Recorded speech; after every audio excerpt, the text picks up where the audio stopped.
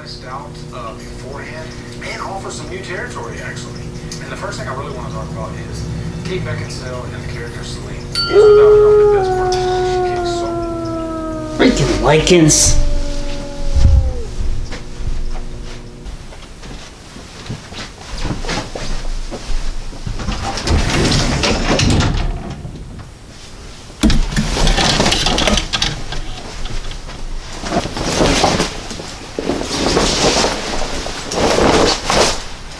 Let's talk about Underworld Awakening.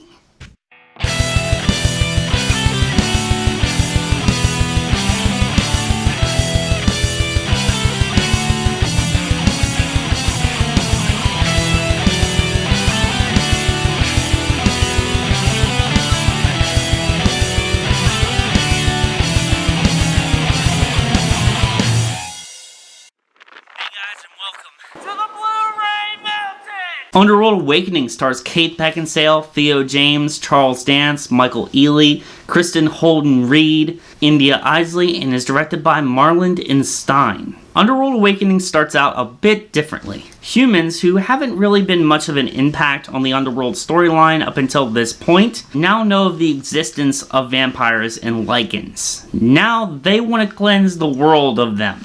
By that, I mean vampires and werewolves are being shot in the streets. Things are looking pretty bad for both species, but fortunately we have our vampiric hero in Kate Beckinsale Celine to save the day. For about 5 minutes, she's captured and frozen by the humans for 12 years. Kate Beckinsale is back and better than ever as Celine. But at this point, I don't think I really need to tell you guys that. She's breaking forearms, popping off headshots, and stabbing people in the head with scalpels. Needless to say, I think she's on point. Theo James as David is solid. I'm not the biggest fan of the Divergent series, but I think that James is one of the best parts of that franchise. But honestly, I think he's a better fit for this series. Sorry, Shailene Woodley. He's badass, brooding, and I think he has a solid chance of becoming the face of this franchise when Kate Beckinsale finally decides to hang up the leather corset. Also new to the Underworld franchise is David's father, Tywin Lannister. I mean, Charles Dance. Because why not put a cool old guy in here? Enough joking around, guys. I actually think that the addition of Dance adds a sort of gravitas to this film's modern day setting. Yeah, we're far removed from Rise of the Lycans, but I still think you can get a taste of the old world from his character. Apart from the human antagonist, we also get a human protagonist in the form of Michael Ealy's character, Detective Sebastian. Although his character's role in this film isn't that big, we actually get some insight on what happened between Underworld evolution in this film on an emotional level.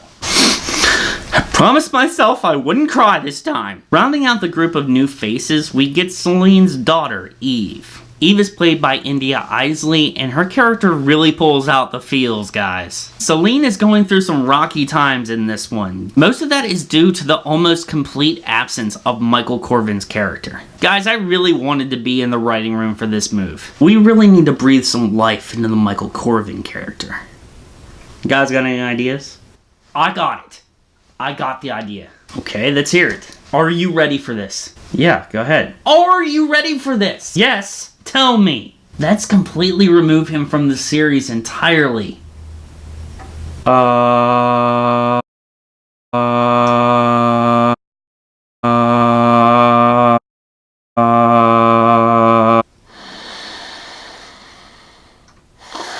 He has so much potential story-wise, and they do absolutely nothing with him. It's frustrating.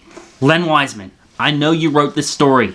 You're better than this. I know this. You know this. We all know this. The writing team here had a golden opportunity to do something awesome with this character, and they completely squandered it. That leads me to my next point. The biggest problem that I have with this film is the writing. Out of the first 4 films, this one has the weakest script. Specifically, though, with the scenes involving the villains. Are you ready for this? Plot twist. The villains are the Lycans! I definitely didn't see that coming a mile away with neon signs. They said the Lycans are the... You guys get it. So what does that accomplish? We get to see vampires versus werewolves.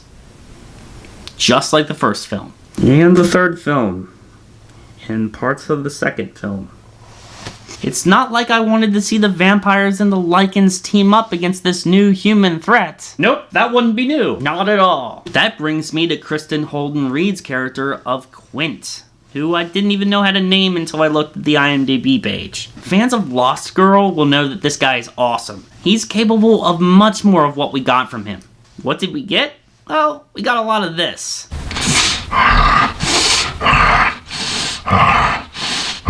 And a huge CGI Lycan. Wiseman, you can do better than this.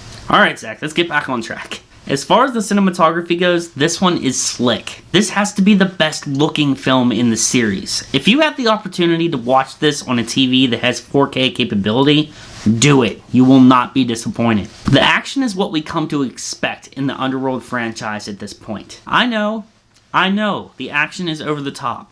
But if you're complaining about fantasy action between vampires and werewolves, you really need to think about your priorities. In the end, guys, I'm going to have to give Underworld Awakening a meh, maybe borrow it from a friend. I don't hate this film. I'm actually a pretty big fan of the franchise. I don't think it's a bad film, but if you're not a hardcore fan of this series, I don't think you're going to like Underworld Awakening. If you are a hardcore fan of this franchise, chances are you already own this film. By completely omitting a character like Michael Corvin aside from one scene, I really think they wasted a character with a lot of promise. But there's a lot of fun to be had with this film with great action scenes and new characters like Thomas, David, and Eve.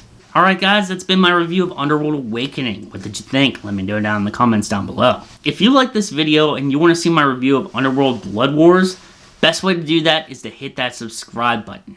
I appreciate it. Keep an eye open for my Cavern of Terror series. I'm doing the Hatchet franchise, starting with my review of Hatchet. That's not the only new thing coming to my channel. From the Shelf is getting ready to make its triumphant return.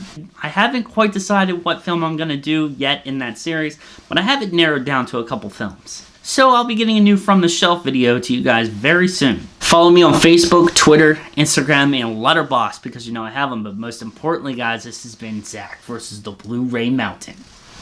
Stay metal, my friends. Ow!